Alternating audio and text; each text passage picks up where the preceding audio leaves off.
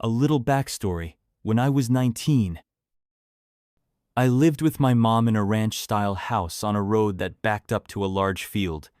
On the other side was the main highway. About half a mile down from me was a loony farmer, and about a mile on the other side of me was pretty much a crack house. I guess someone used to live there, but it was run down. I will say that the crackheads were pretty quiet. Other than those two houses, we were isolated.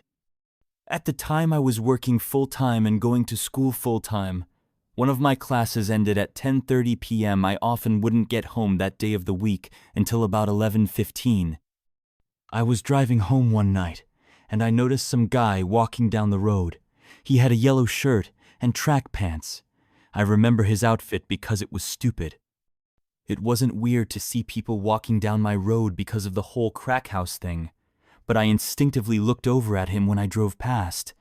He turned and smiled and waved, which freaked me the fuck out. So I speed the half-mile home and pull into the driveway, weirded out. I made sure all the doors and windows were secure, and then sat on the couch to be a paranoid freak and wait to make sure the dude walked past my house. Except he didn't, and there was another guy with him, dressed in darker clothes.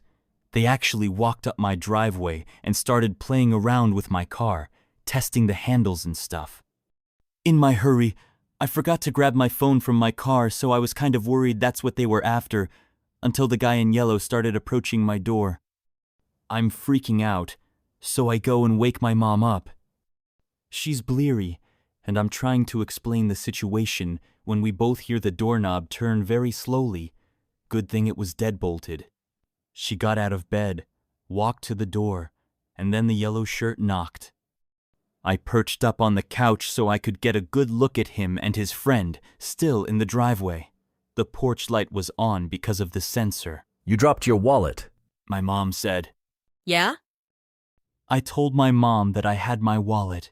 It was in my purse, so she calmly told him that she had her wallet, and it was too late to be knocking on people's doors.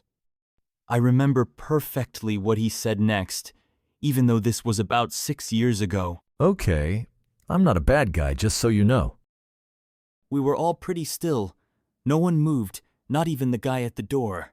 Not even when the porch light went off. Then he tried the handle again.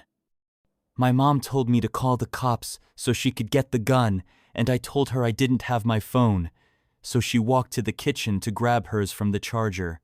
She handed me the phone and walked to the bathroom. Stared out the window into the backyard. Then she went to her room to grab her Ruger.